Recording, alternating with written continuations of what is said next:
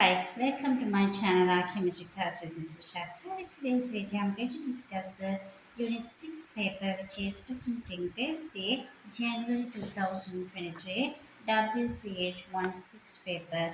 We begin our discussion with the question number 1.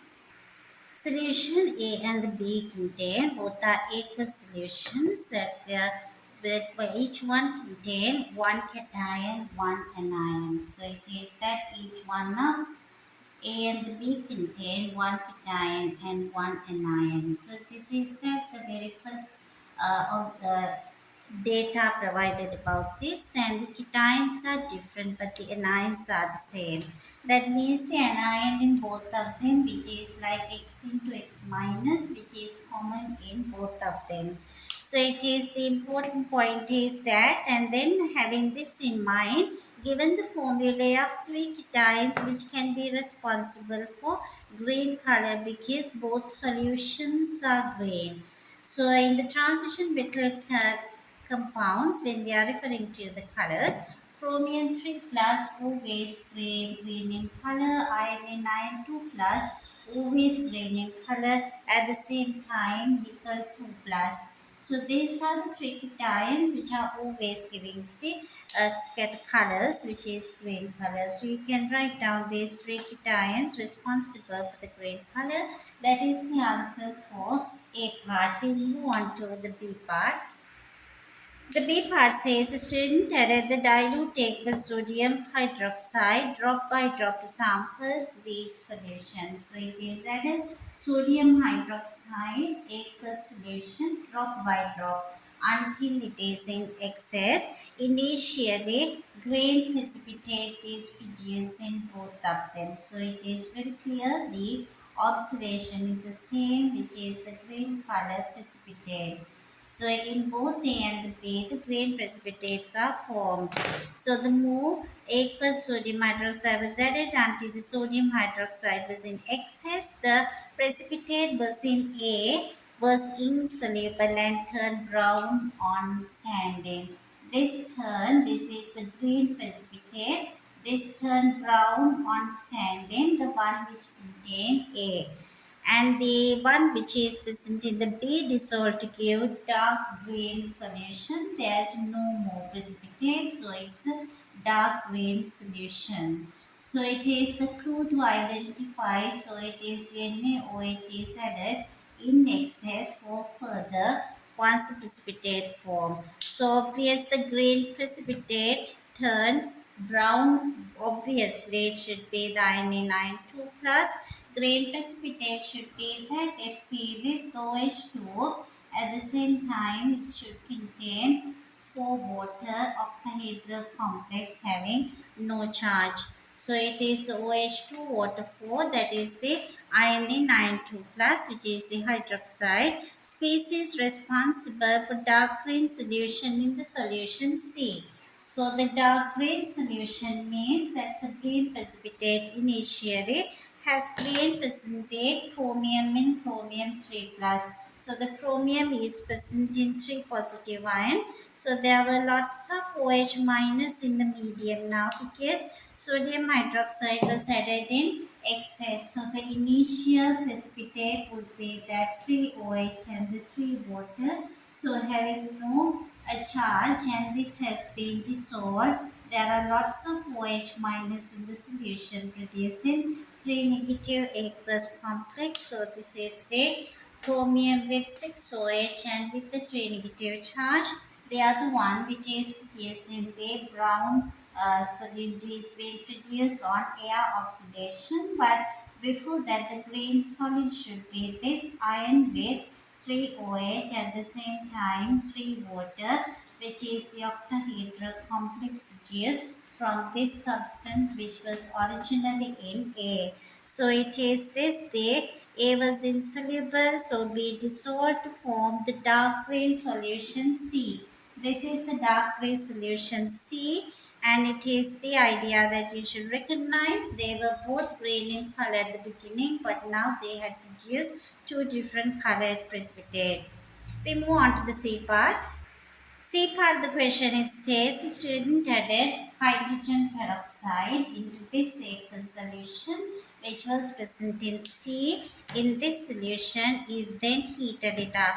So it is warmed the mixture which turns yellow. This was on heating. Then it is that grained aqueous solution now turning to yellow color.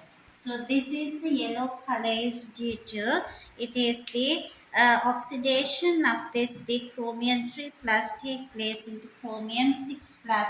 This contain chromium 3 plus get further oxidized into chromium 6 plus.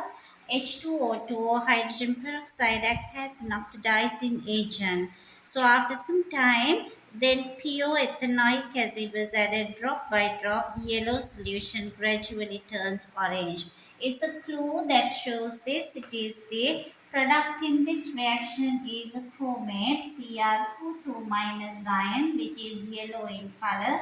Once it is added the acidic medium, this turning to orange color is the dichromate ion is produced. So it is the two chromate ions should have been joined up together in the presence of H plus in the presence of water. So it turn into two dichromate ions. So it is the main concern is that same oxidation state which is the plus 6 here in the chromate, same plus 6 here, but it is the medium should be the H2O. So it is 4 times 2 8 oxygen 7 and the 1 should go away as the water. So it needs now 2 H plus ions because in order to produce 1 water. So 7 times 2 8 and 1 9. So it is this one comes from this H2O because 4 times 2 also it is the H2O. 7 times 2 is the 14 oxygen. 4 times 2 is the 8 and the 7 times 2 would be dichromate ions or it is this dichromate 7 and this oxygen 8. 4 times 2 8 and 2H plus and it's the same oxidation state plus 6 and plus 6 before and the after the color change would be the orange color at the end. So this yellow to orange color is an equilibrium reaction form because this later it is just the acidic medium produce this yellow into the orange color. Third part of the question it says the ethanoic acid is corrosive. Identify the appropriate control measure to reduce the risk associated in this hazard. Assume the student carries out the addition in a fume cupboard wearing safety glasses and a lab coat. Obviously, the third part could be use gloves because that protection because this it is the ethanoic acid corrosive. If it is spilled onto the hand, it may get irritated or it can burn the skin, so it's corrosive. So in the fourth part, it asking describe the corrosive hazard label. So the Hessian symbol you are asked to draw with the diagram, so it can be used that either part of a hand as well as that the piece of wood being affected by it is that spilling chemical from the test tube. So this corrosive symbol represents the hazard and this is always cause the irritation or burning when it is being in contact with this either a living organism with any piece of living organism or part of living organism or it could be like this piece of wood as well. So this has been asked 2 marks in this the fourth part and it is the D part of the question. Student attempt to identify the anion present in the grain solution in A. So at the very beginning it was given this the grain colored solution. It is the A aqueous solution. So it is the next step would be to identify it is added the nitric acid and the silver nitrate and the pale precipitate is produced. So it is that silver nitrate followed by dilute nitric acid has been added as this mixture and initially there was a pale precipitate which the student thought might be the white or cream. So it wasn't that much visible the color. So it is the student thought it could be the presence of the chloride ion or the bromide ion would be that precipitate would be gives you the pale color. Your first part the D is they asking the two anions which might give. So it's the D first one should be either chloride or bromine. and the second part is the precipitate form separated from the mixture and aqueous ammonia is added. Describe how this shows if it is between two anions. If the precipitate dissolves in this one, the precipitate being observed is a pale color. If it dissolves, it should be the silver chloride, that means the Cl minus were present.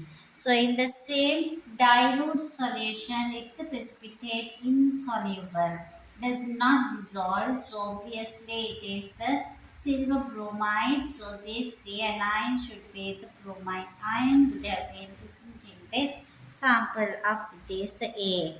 So it is the third part, the Y solution A, the precipitate must be separated before adding the aqueous ammonia, because this is to observe the silver nitrate precipitate can be masked by this the green color aqueous solution or green color which has been producing at the beginning was present. So it is not easier to observe the color change. For that we are going to remove the precipitate. We are going to separate it before adding this the aqueous ammonia. So it is that we are getting this now.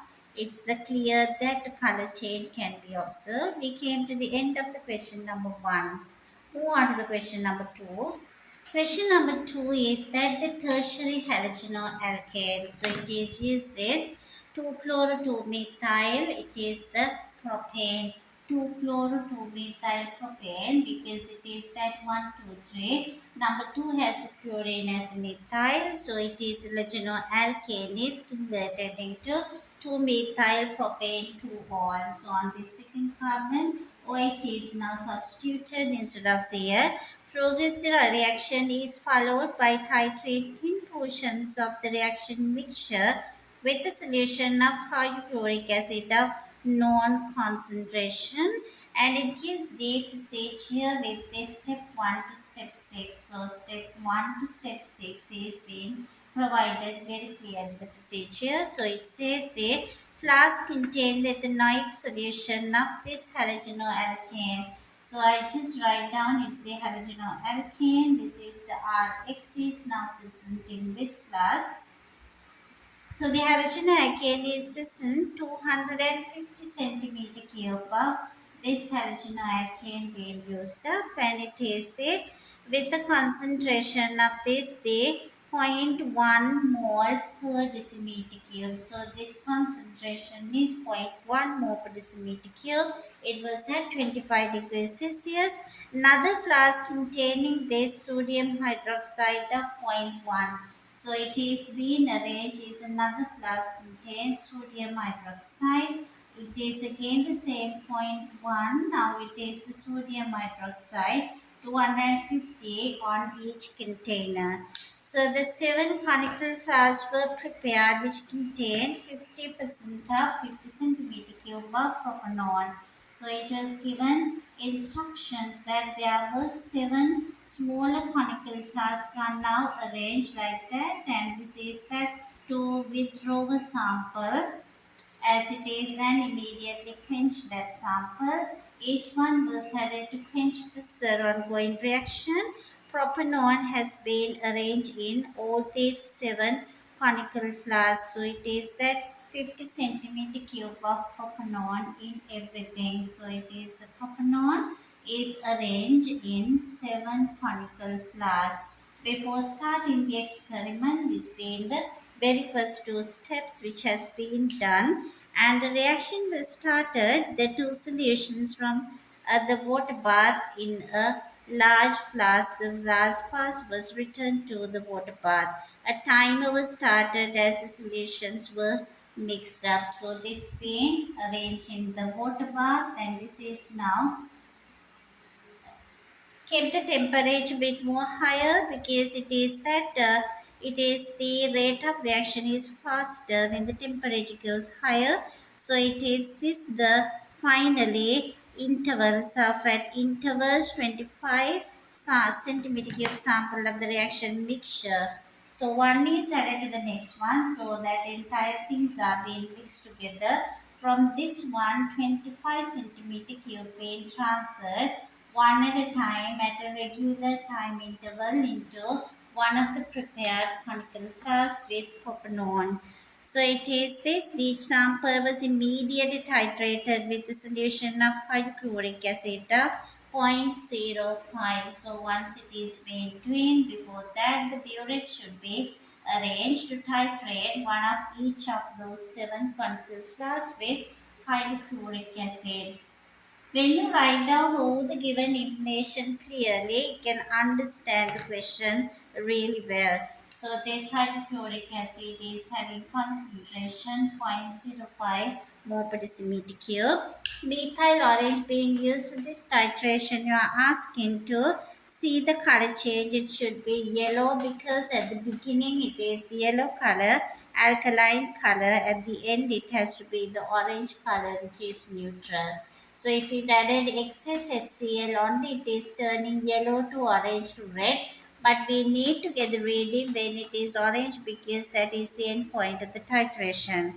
And the second part of the question is second one, explain the effect on the volume of hydrochloric acid needed if the titration was not carried immediately after step 4. When you keep for such a long time, propanol concentration decrease, so it is completely tears and decrease and stop the reaction. So reaction continues with the slow rate. So when the concentration is very high, rate of the reaction is faster. That is why we are going to do this titration immediately. That is because propanol does not completely stop the reaction. Reaction is anyway ongoing. So the idea is to quench means to stop the reaction, but propanol is unable to completely stop the reaction. Because of that, we need to do the titration as early as possible. So to get a better accurate result. So we move on to the third part. A third part is asking explain how the use of aqueous ethanol, the reaction mixture, allows the reaction in step 3 to proceed at a relatively fast rate. A description of the forces involved is not needed. That is because both sodium hydroxide and the halogenoalkane. So we are using the alcohol and the solvent, halogenoalkane as well as sodium hydroxide. So they both are soluble in ethanol. So as the reactants are mixed in ethanol, there are much more successful collisions are possible. So that's the very reason why we add the ethanol as a solvent, but it is aqueous ethanol where there would be higher solubility for this the halogenalkane, because you know the halogenalkane contain that organic part, and the ethanol organic part, it is much easier to form lots of London fuses with the halogenalkane, so that also becomes soluble. At the same time, the sodium hydroxide is an alkaline, so it is the OH minus is aqueous. So in that condition, the aqueous part can form hydrogen bonds with this alcohol. So anyway, they both dissolve. So that's why it's chosen to use ethanol. We move on to the B part of the question. B part of the question, it says an experiment was carried out using the procedure. The results are given to you to asking you to plot a graph. The data is in the axis. So it is that the first one you can see that starting with this 25 would be this the volume of HCl, the highest value. Or we are getting much closer to 25. So it is decreasing and it is coming more closer to when it reaches to around nearly 4,000, so it is decreasing. So I drew the graph roughly and I how should it looks like it is decreasing over the time. So it is a straight line graph can be achieved. So I didn't draw this one with to the scale now, but roughly wanted to give you the idea about this, the slope of the graph. So I can do it little bit darker, but in case here if it is not visible, you can see it is the downward sloping graph can be noticed. So it is the 2 marks are given for the graph. In the second part, determine two successive half-lives for this reaction. You must show your work in. So you can see that the volume become when you talk about 22, 10 you can talk about. and this time difference can be calculated because exactly 20 to 10 would be the half. What is the time duration took place for this change to occur? You can find, and it should be closer to 1750 to 1700. If you can get your half-lives values, it would be much more accurate. So it is that this difference would be the t half value. So it is that t half the one value you can calculate. Then you can take about this is the 15 to 7.5. So it is somewhere here. You can plot this data and then can find this is the time difference. So it should be this the 15 as well as the 7.5. I have chosen this, but you can use any two values and see what would be the time taken for initial amount to become half. So it's quite often should be around 1750. So approximately 1750 would be that in seconds would be the half-life. State the order of the reaction. Obviously, it is the first order reaction because half-lives values, if you find, they are much more similar, much more closer to each other. Therefore, it's the first order reaction. We came to the end of the question number 2. We now move on to the question number 3. Question number 3, the Mosin loans can be treated with it's a loan sand, a mixture that contains sand and the double salt, ammonium iron 2 sulfate. So it should be double salt we call because this is involved ammonium sulfate and the iron sulfate. So we call it is the double salt. So this compound is always in the hydrated form with 6 water molecules. This is a solid. Percentage by mass of iron 2 plus in the mixture can be found. So percentage by mass of iron in iron 2 plus. So this is the task in this one. In the mixture can be found by titration. So it is to do the titration with the solution of potassium manganate 7 of known concentration. For that it has been used here percentage by mass of iron 2 plus, that's the idea. It has been used the beginning 4.5 grams of this lone sand, which is ammonium iron 2 sulfate hydrated solid, has been taken and it is added with this dilute sulfuric acid, which is in excess. So this mixture being titrated with the potassium permanganate. So it is the burette being filled with, this is the MnO4 minus solution, which is the permanganate ion, and this is being titrated the solution which is being taken away. So it has been taken a sample into a conical flask, then being titrated with this 0.02 mole per decimeter cube, 0.02 mole per decimeter cube of potassium permanganate. It's taken, the titer value was 40.35 centimeter cube was recorded. It's very clear the question now. So it is added the entire lawn sand is now which is contained, the salt part is dissolved in sulfuric acid, everything converted into ammonium iron into ammonium sulfate, iron 2 sulfate, everything in this aqueous solution.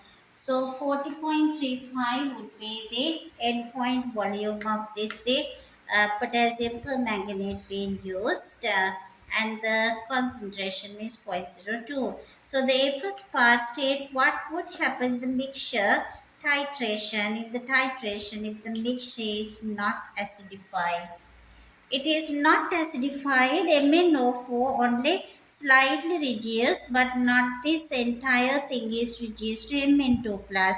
So if it is can produce a brown precipitate of MnO4. If it is MnO4 minus not fully acidified, it can be start converting with the titration Mn2 plus, but it converting to manganese 4 oxide, which is brown in color. So to prevent that, it has to be always added with an excess acid. So that's why in the procedure it mentions sulfuric acid, 50 sulfuric acid, and excess should be present.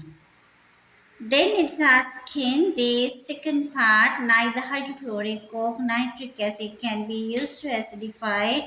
What's the reason? For each acid, give a reason why it cannot be used. Why we cannot use the hydrochloric acid? Because it contains Cl minus ions. So when it contains Cl minus ions, so it is also oxidized by MnO4 minus. So our titer value would become higher because the HCl provide the Cl minus. So Cl minus become oxidized by MnO4 minus. The next one, if we are adding, this is the used to acidify the reaction mixture. This would be having the nitric acid. If we are using the hydrochloric acid, this is the situation. In case if we are using the nitric acid to acidify, nitric acid oxidizes iron 2 plus to iron 3 plus. So iron 2 plus will not be the same. It is getting further oxidized. Some of the iron 2 plus get oxidized by nitric acid, so we cannot be used over there. And the B part, it gives you the two ionic half equations, and you're asking to calculate the percentage by mass of iron 2 plus in the sample of lone sand.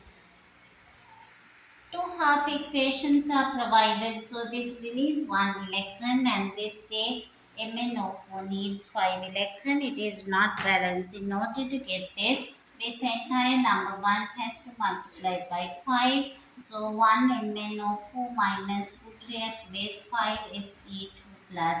So this would be 1 to 5 ratio. To get this 1 to 5 ratio, we need to balance the two half equations. So before doing any calculation, it should be done to balancing the two half equations. Once it is done, we can straight away find the number of moles of MnO4 minus reacted. So this is the amount of the MnO4 minus reacted. The concentration is 0.02. This was in 1000 and it is used 40.35. So this much of moles of MnO4 minus being reacted, which is 8.07 times 10 to the power minus 4. This much of MnO4 minus being reacted. Now we can see the ratio of MnO4 minus to iron 2 plus the ratio. So we can find number of moles of iron 2 plus, which would be 8.07 times minus 4, and it has to be multiplied by 5 because it is the ratio is 1 to 5. We know this much of mole being present, so we can find the mass of iron 2 plus, which we had earlier in our medium. So when you multiply that one, 8.07 times minus 4 times minus 5 times 55.18 grams. So in that context, you can get the mass become 0.225 grams of iron 2 plus would have been present in this sample. Once you know the mass, so its next step would be the percentage by mass. For that, I will erase the upper two lines. So the mass of iron reacted, we calculated 0.225 gram. So to find the percentage by mass of iron in this sample, so it is in iron in 2 plus, its actual mass was 0.225, but we got down for this particular experiment 4.5 gram into 100. Once you multiply into 100, so it is this extremely small quantity would be the answer, which is the 5% of iron 2 plus. So it is 95% would be other compounds. So this is the answer for 4 marks for this part of this question number, which we are referring to third question. We move on to the C part. Say part of the question, it says that the titration is carried out using the apparatus, the loans and the sulfuric acid here, and the burette contain potassium permanganate. The end point, there would be the permanent pale pink color. To repeat the experiment, the burette is refilled with the potassium permanganate and the procedure carried out again. You are asked to give three ways in which the titration is carried out to give the most accurate possible burette reading. So, what could be the three ways? And they always ask you to assume that the equipment is the same, burette is clamped in the vertical position, and that the titration volumes are read at eye level. So, you're asking three other ways. So, it could be three other ways they ask in the experiment to be corrected to give you the accurate value. So you can write down the three ways as swirl the conical flask and mix the reactants. Anyhow, the reactants should be mixed up. So while doing the titration, swirl the contents well. At the same time, add MnO4 minus drop wisely, especially when closer to the end point. Or else you can add the place a white tile or white paper underneath the conical flask to see the color change easily. Those are the points can be added to get these 3 marks. We came to the end of the question number 3. Now we move on to the fourth question. Question number 4. The compound 2-ethanoyl aminobenzoic acid is prepared by the reaction of 2-aminobenzoic acid with this ethanoic chloride. So the procedure is given with the 8 steps, and these step 1 using 5 grams of aminobenzoic acid. So this given information should be written very carefully and very clearly. So this is one of the most important step, because when it is written the given information, it's easier to proceed with the other part because the question is clear. As it is difficult to get back into the question to read it up again and again, which is waste of time. So it uses in the step 1 5 grams of 2-amino benzoic acid. So this uses 5 gram at the beginning, and it is being added anti-bumping granules to dry 100 centimeter cube in the pear-shaped flask and fit a reflux condenser. So into this one added 10 centimeter cube of ethanoic chloride, which is also a reactant. Gradually mixture is used to boil for heat under reflux for 15 minutes. That is in order to convert most of the reactants into the product. So they allow the mixture to cool and add again 10 milliliters of water down the condenser. Heat the solution slowly until boiling and allow the solution to cool to room temperature. In step 7, it says collect the crystals which is produced as 2-ethanoyl aminobenzoic acid by filtration under reduced pressure. We call Buchner flask. This is that reduced pressure. In the step 8, the crystallize the impure product from the mixture contain equal volumes of ethanoic acid and water, and this is that the entire procedure with 8 basic steps. The A part of the question number 4 is that 2 reasons why it's often necessary to heat a reaction under reflux as it is in the step 3. So you can write down the 2 reasons. So when it asks 2 reasons, it's much advisable to write down the 2 reasons as 1 and the 2, because it's very clear to the examiner about your answer. So rather than writing the whole thing in like sentences, better to split and write down as 2 points. Number 1 is to increase the rate of reaction. So it is heater under the reflux, the heating part increasing the temperature, rate of reaction is increased. So the rate of reaction is also important whenever there is a preparation. And the second one, it is that the condenser kind of prevents the volatile compound escaping.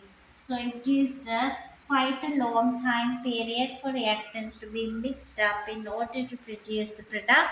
So all the volatile components are now prevented escaping by using heat under reflux, the reflux condenser. So the A part of the question, and we move on to the B part.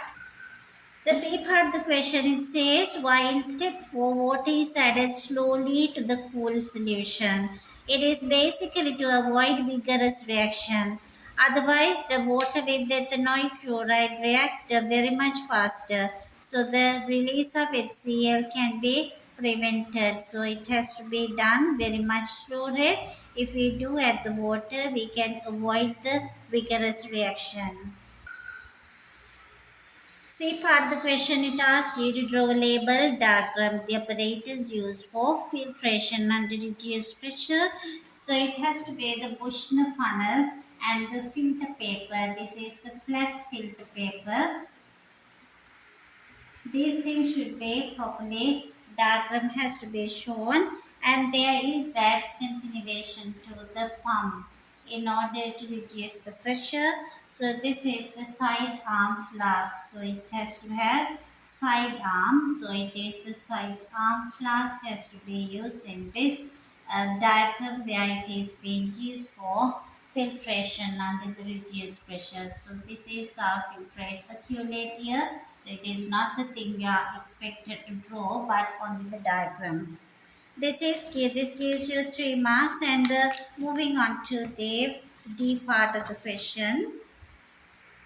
The first part of the question, so it is the first one. It's asked that the melting temperature may be used to confirm the identity of the crystals. Draw a label diagram the apparatus you would use to measure the melting point. So you should draw the Thiele apparatus, that is the best apparatus to find the melting point, which is incorporated with the thermometer and the Thiele tube and the heat source with the tiny capillary tube which is being attached. So there's a tiny capillary tube has to be attached to the thermometer. So the thermometer bulb, and there should be tiny capillary tube which is being attached onto this one, and it is now placed inside the Thiele tube where it is necessary for a heating purpose, that is being filled with an oil. It is being drawn here the thermometer which is attached the tiny capillary tube where our sample is placed on that, and there is a Thiele tube where there is the heat source as well should be mentioned, because heating should be done where at one of the corners, so it is the heat being transferred more accurately. So this is how we can use a tiny capillary tube where our sample is placed inside, and the thermometer bulb to which it is attached to. Oil is placed, most often the paraffin oil, in order to have this with high boiling point would be with this the liquid. So this diagram give 2 marks, and the second part of that question, so this the D first one, the D second one is state how this melting temperature determination would show that a pure sample of 2-ethanol aminobenzene being prepared. So if we can find the melting temperature, so if it is matches with the data booklet value, so obviously it is the pure compound is produced. And we move on to the E part of the question, which shows asks you to do a calculation. E part of the question, it asks you to show by calculation that in the preparation 10 centimeter cube of ethanol chloride being used up. So this is now is an excess compared to 5 grams of 2-amino benzoic acid.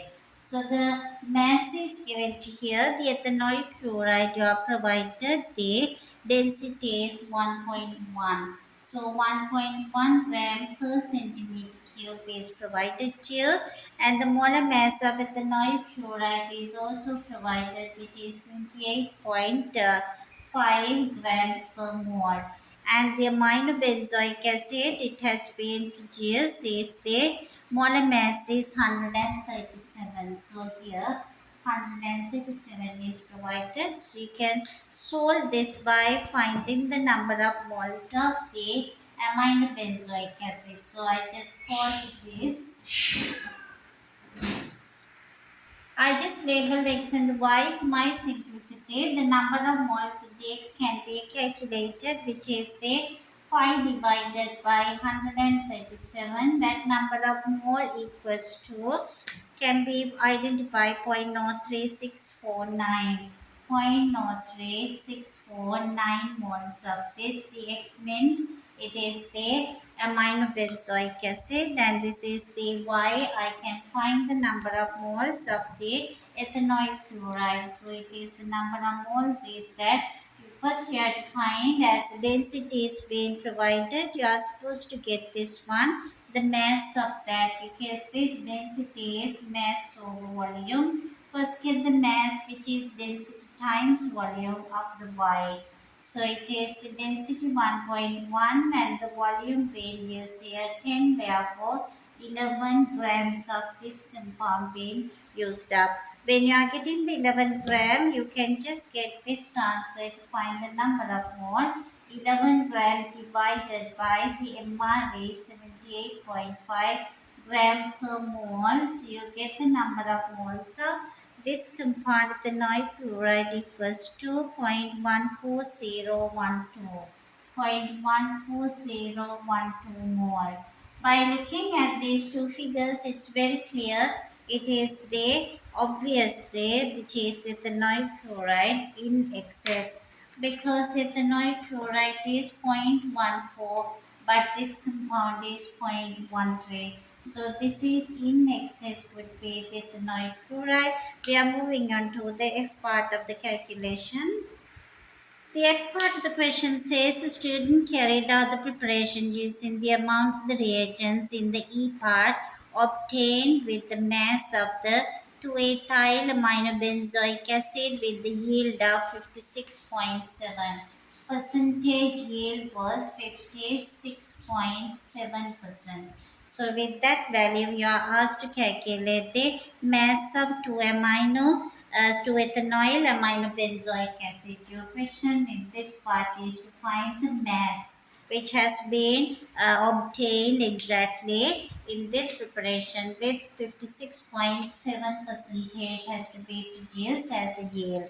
So now you can get now our limiting reagent is 0.03649. So it should be produce the same number of moles of our product as well, which is to be produced if the reaction happens with the 100% yield. It has to be obtained with the 1-to-1 reaction. We can get that number of moles of the product, which is the 2-ethanoil aminobenzoic acid, also produces 0.03649 mole.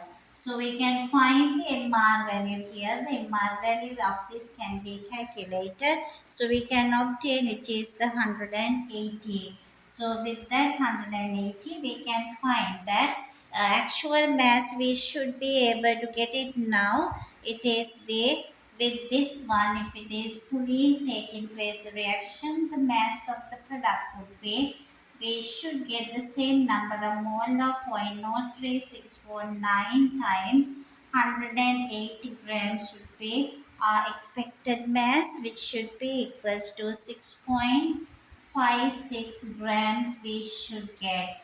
But 6.56 gram is 100%. So if it is 100% only, we are getting 6.56 gram. 1% 6.56 should be divided by 100. Now it produces only 56.7%. So the mass would be, according to that, would be, it is 3.724 gram we should obtain instead of 6.56 grams. So this is gives you 3 marks to this simplification of this the F part. So with that we come to the end of the paper. So it is the last part also being discussed. I hope you understood how the calculations and this the question discussion was done. So I hope that you understood something. Hope to meet up you soon with another video. Thank you so much for watching the video.